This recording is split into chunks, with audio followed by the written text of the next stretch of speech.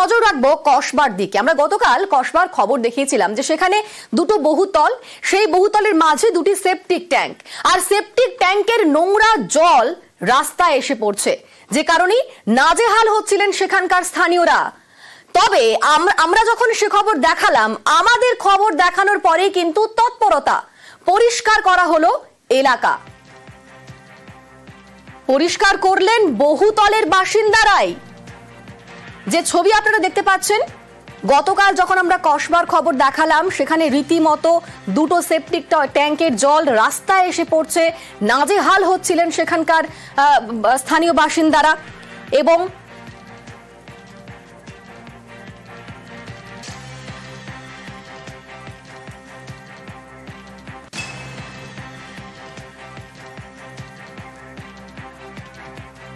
Septic ট্যাঙ্কের নোংরা জল এসে পড়ছে রাস্তায়, সেখানে একটা দায় ঠেলাঠেলির খবরও পাচ্ছিলাম আমরা, একে অপরের বিরুদ্ধে অভিযোগ চাপাচ্ছিল এবং তারপর সেই জল গড়ায় কাউন্সিলর অবধি, তারপরেও কিন্তু সে রাস্তা পরিষ্কার হয়নি।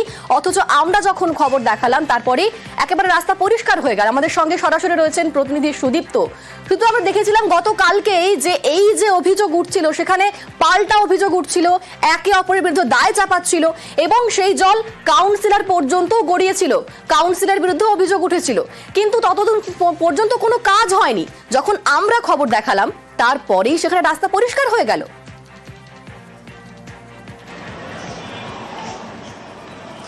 একদমই অনিন্দিতা, প্রথমে আমার সহকর্মী অর্চনকে বলবো ছবিটা দেখানোর জন্য। কালকে যে ছবিটা দেখিয়েছিলাম, একেবারে ময়লার জল রাস্তায় এসে দাঁড়িয়েছিল এবং সেখানে কিন্তু অসুবিধা হচ্ছিল যাতায়াত করতেন যারা বাসিন্দারা তাদের। এবং আজকে সেই ছবি কিন্তু বদলে গেল, যখন এই দুই বহুতলের মধ্যে কাজিয়া হচ্ছে প্রমোটার এবং যারা মালিক রয়েছেন, ফ্ল্যাট মালিক, তাদের মধ্যে। তারা বলছেন যে এই জল আমাদের নয়, আবার আর একটা বহুতলের লোকজন বলছেন তারা এই জল আমাদের নয়। কিন্তু যখন নিউজ 18 বাংলা এই খবর করলো, যখন উঠে পড়ে লাগলো, তখন কাউন্সিলরকে ধরা হলো। ঠিক তারপরেই এই মেরামতি কিন্তু হলো। কে করলেন এবং কেন করলেন, এটা কিন্তু এখানে ইম্পর্টেন্ট। দিলীপ হালদার বলে এই যে রং করা নেই যে বহুতল, সেই বহুতলের একজন মালিক দিলীপ হালদার, তিনি ছবি দাস প্রমোটারের হয়ে সাফাই গিয়েছিলেন। তিনি বলেছিলেন যে এই জল, সুদীপ্ত, এই দিলীপ হালদার তিনি গতকালকে কি বলেছিলেন একবার শোনাই তার বক্তব্য। এটা এ বাড়ির নয়, ওই হলুদ বিল্ডিং এর ভুলভাল কমপ্লেন করা আছে, এটা ছবি দাসের নয়। তো আমি তো এই বিল্ডিং এর কিনে এসেছি, ঠিক আছে, এই বিল্ডিং এর ওটা গন্ধ জলটা না, হলুদ বিল্ডিং এর নোংরা জলটা। এই জায়গাটা খুলে দেওয়া যায় তাহলে বুঝতে পারবেন, বুঝতে পারলেন? এই বিল্ডিং এর যদি হয় ছবি দাস করে দেবে। সুদীপ্ত, গতকাল দিলীপ হালদার বললেন যে এটা এই বিল্ডিং এর না, এটা হলুদ বিল্ডিং এর, কিন্তু দেখা গেল আজকে তিনি সেই নোংরা পরিষ্কার করলেন।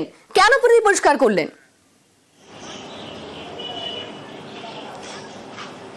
একদমই অনিন্দিতা, এবং তিনি যখন এই কথা গতকাল বললেন, ঠিক তারপরেই আজকে যেটা দেখা গেল যে তিনি যখন আমরা খবর সম্প্রচারিত হলো আমাদের চ্যানেলে, ঠিক তখনই কিন্তু নিজে থেকে তিনি এসে ওই নোংরা পরিষ্কার করেছেন এবং সিমেন্ট দিয়ে আপাততভাবে প্রাথমিকভাবে তিনি ওই সেপটিক ট্যাঙ্ক তা কিন্তু বুঝিয়ে দিয়েছেন। কিন্তু এই যা পরিস্থিতি, তিনি বলছেন যে এলাকার মানুষ বলছিল আমি নিজে মানবিকতার খাতিরে এটা করলাম। কিন্তু আরো একটা বিষয় এলাকার মানুষ জানাচ্ছেন, এই দিলীপ হালদারকেই কর্পোরেশন থেকে মূলত কাউন্সিলরের হয়ে তিনি এখানে প্রতিনিধিত্ব করেন এবং তিনি গোটা এলাকা দেখাশোনা করেন এবং তিনি কিন্তু নিজে আজ এই কাজ করেছেন। তিনি বলছেন যে প্রাথমিকভাবে এই কাজ করা হয়েছে। তবে আজকে ফ্ল্যাট ওনার তিনি কি বললেন একবার শোনাই। হ্যাঁ,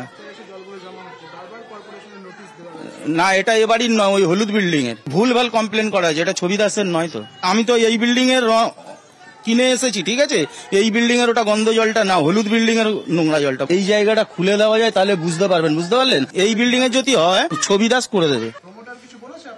না, আমাদের কিছু জানি না। একদিন আমরা দেখলাম, তখন বলেছিলাম, বলে আমার নেই, ওই পাশের বিল্ডিং এর পাইপ ফেটে রয়েছে।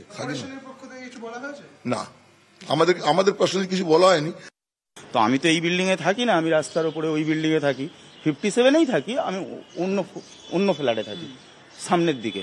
এইবারে তখন আমি কি করলাম, গতকাল মিস্ত্রি ডেকে দেখিয়ে আমি ব্যাপারটাকে দাঁড়িয়ে থেকে কালকে পরিষ্কার করিয়ে দিয়েছি। আমাদের সঙ্গে রয়েছেন প্রতিনিধি সুদীপ্ত। সুদীপ্ত, যেমনটা বলছিলে,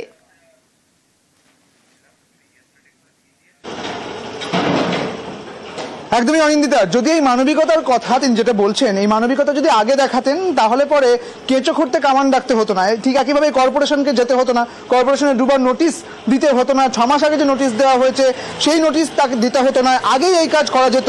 যদি লোক ডাকতেন, যদি আগে এসে এই সেপটিক ট্যাঙ্ক তিনি মেরামতি করতেন তা কিন্তু হতো। কিন্তু অবশেষে আমাদের চ্যানেল এই খবর করে, নিউজ 18 বাংলা এই খবর করে এবং খবরের পরে সজাগ হয় সেই মালিক, অর্থাৎ যে ফ্ল্যাটের মালিক দিলীপ হালদার, এবং তিনি নিজে কিন্তু আসেন এবং নিজে এসে মেরামত করে গিয়েছেন। তাতে একটা জিনিস ভালো হয়েছে, এলাকার মানুষ তারা বলছেন তারা খুশি হয়েছেন। তবে আরো একবার বলছি, এই ব্যবস্থা যা করা হয়েছে তা কিন্তু খুব প্রাথমিকভাবে করা হয়েছে, স্থায়ী ব্যবস্থা নয় অনিন্দিতা। একেবারে, এবং তিনি বলছেন মানবিকতার খাতিরে তিনি পরিষ্কার করে দিলেন, অথচ তিনি এতদিন পর্যন্ত সেটা পরিষ্কার করেননি। আমরা যখন খবর দেখালাম তারপরে তিনি কিন্তু মানবিক হয়ে পুরো এলাকা পরিষ্কার করে দিলেন। আর আমরা দেখিয়েছিলাম গতকালকে যে ঠিক কি অবস্থা ছিল সেখানে। দেখুন গতকালের সেই ছবিটা একবার।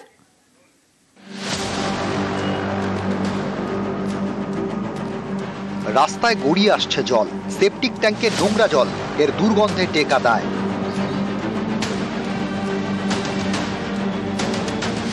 নোংরা জলও বেরোচ্ছে আর ওইখান থেকে গাদা গাদা নোংরা ফেলছে, তাই জন্য আমরা অবজেকশন জানিয়েছি সবাই মিলে, কোনো রকম কোনো ব্যবস্থা নেওয়া হয়।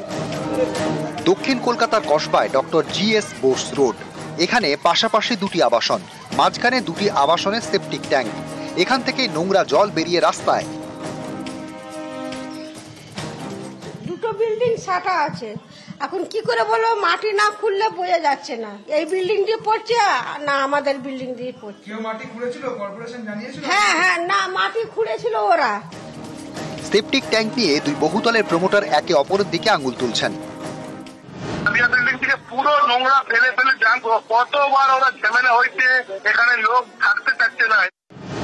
আমার বিল্ডিং এ পড়ছে না, পড়ছে তো পাশে হলুদ বিল্ডিংটা ফেটে আছে, ওর জল পাইপ কবে থেকে বলেছে শুনছে না, তো আমার তো পুরো পরিষ্কার জল বেরোচ্ছে। দুই প্রমোটার আঙুল তুলছেন একে অপরের দিকে, আর এর মাঝে সেপটিক ট্যাঙ্কের নোংরা জল রাস্তায়, ফলে সাধারণ মানুষের ভোগান্তির একশেষ। কাউন্সিলরকে আমরা দীর্ঘদিন ধরে বলছি, কাউন্সিলর কোন রকম কর্ণপাত করছেন না, উনি কাউন্সিলর এখানেই থাকেন, তো ওনার কি কোনো দায়িত্ব নেই? আমরা অলরেডি দুটো নোটিশ করে দিয়েছি, আমরা রেজিস্ট্রি এফআইআর করে আমরা যা যা আইনত ব্যবস্থা আছে আমরা সেগুলো গ্রহণ করব। কবে হুঁশ ফিরবে এই বহুতল দুটির প্রমোটারের কিংবা এই বহুতলের মালিকদের? কবে সঠিক ব্যবস্থা নেবে পুরসভা? প্রশ্ন তো উঠছেই। ক্যামেরায় খোকনের সঙ্গে সুদীপ্ত, নিউজ 18 বাংলা। মাটি ফেলে নদী চুরি, শাহু নদী এখন যেন নালা, চাঞ্চল্যকর অভিযোগ জলপাইগুড়ির রাজগঞ্জে।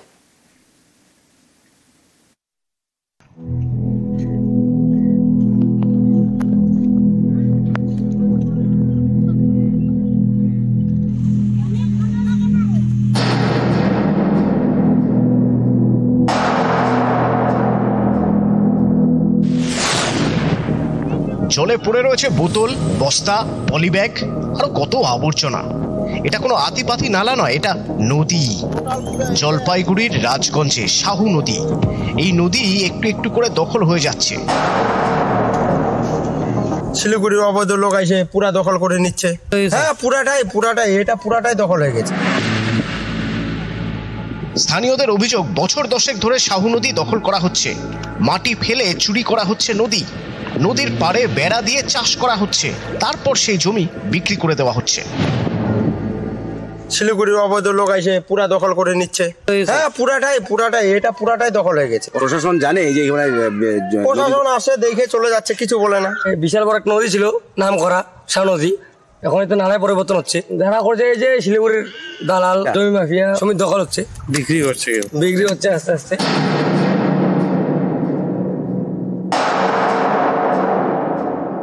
আপনার কাছে আমি শুনলাম, তদন্ত করে দেখব, যদি অন্যায় হয়ে থাকে এটা কোনো মতে বরদাস্ত করা হবে না, আইন মোতাবেক ব্যবস্থা করা হবে।